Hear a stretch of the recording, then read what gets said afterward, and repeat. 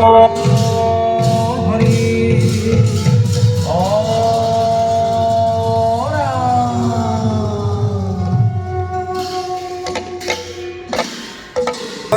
যুৱ নেতা ভাতৃ ঋষিৰাজ হাজৰিকাৰ উদ্যোগত এই ব্যাপক প্ৰস্তুতি হ'ল আৰু এই ব্যাপক প্ৰস্তুতিৰ বিহুত আহি উপস্থিত থাকিবলৈ পাই অত্যন্ত আনন্দিত হৈছোঁ। সকলোকে বিহুৰ শুভেচ্ছা জ্ঞাপন কৰিছোঁ। ৰঙালী বিহু সকলোৰে কাৰণে সুখময় হওক, তাৰ কাৰণে ভগৱানৰ ওচৰত প্ৰাৰ্থনা জনাইছোঁ। নৱগঠিত ৰঙানদী বিধানসভা সমষ্টি আপোনালোকে জানে যে আমি একেবাৰে গ্ৰাম্য অঞ্চলক আমি প্ৰতিনিধিত্ব কৰোঁ। আমাৰ ইয়াত নগৰ বুলিবলৈ নাই, আমি গাঁৱৰ পৰা বসবাস কৰা আমাৰ এটা পৰিৱেশ। এই পৰিৱেশত যেতিয়া বহাগ অহাৰ লগে লগে কুলিৰ মাত শুনাৰ লগে লগে আমি এজন বিহুবলীয়া যুৱক হিচাপে আমি আৱেগিক হৈ পৰোঁ। আৰু সেইকাৰণে মোৰ মনত আছিল যে অসমৰ সৰ্বশ্ৰেষ্ঠ মুখ্যমন্ত্ৰী হিমন্ত বিশ্ব শৰ্মা ডাঙৰীয়াই বিহুক বিশ্ব দৰবাৰত প্ৰতিষ্ঠা কৰিবলৈ যিদৰে কাম কৰিছিল, আমি তাৰ পৰা অনুপ্ৰাণিত আমাৰ ইচ্ছা আছিল যে আমাৰো যিসকল গাঁৱলীয়া আমাৰ গাঁৱত আমাৰ যি গ্ৰাম্য অঞ্চলত যিসকল প্ৰতিভা আছে, শিল্পী আছে, যিসকলে ভালকৈ বিহু শিকাৰ মন আছিল, কিন্তু কেতিয়াবা নহয় কেতিয়াবা ভাল প্ৰশিক্ষকৰ অভাৱৰ ফলত বা আৰ্থিক অভাৱৰ ফলত তেওঁলোকে হয়তো উন্নত মানৰ তেওঁলোকৰ বিহু প্ৰশিক্ষণ ল'ব পৰা নাছিল বা তেওঁলোকে ভাল শিল্পীৰ লগত যোগাযোগ কৰি তেওঁলোকে আগবাঢ়িব পৰা নাছিল।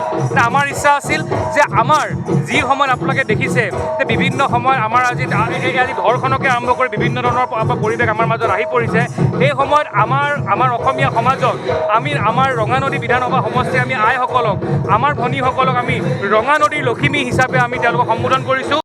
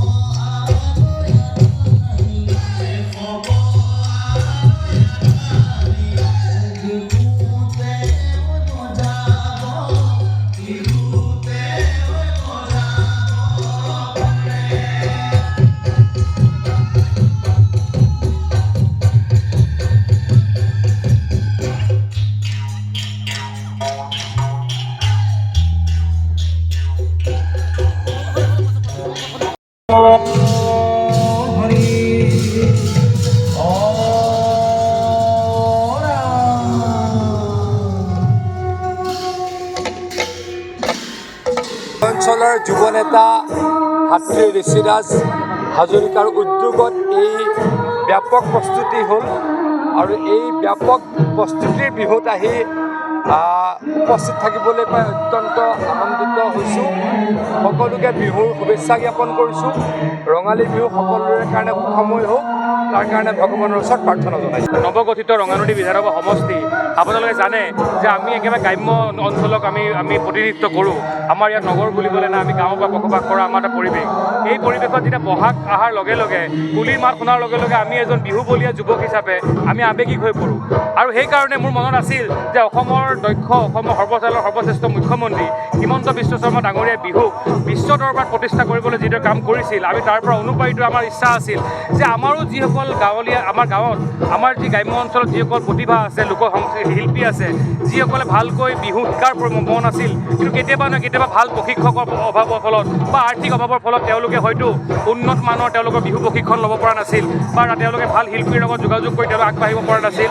আমাৰ ইচ্ছা আছিল যে আমাৰ যি সময়ত আপোনালোকে দেখিছে যে বিভিন্ন সময়ত আমাৰ আজি ঘৰখনকে আৰম্ভ কৰি বিভিন্ন ধৰণৰ পৰিৱেশ আমাৰ মাজত আহি পৰিছে। সেই সময়ত আমাৰ অসমীয়া সমাজত আমি আমাৰ ৰঙানদী বিধানসভা সমষ্টিৰ আমি আইসকলক, আমাৰ ভনীসকলক আমি ৰঙানদীৰ লখিমী হিচাপে আমি তেওঁলোকক সম্বোধন কৰিছোঁ।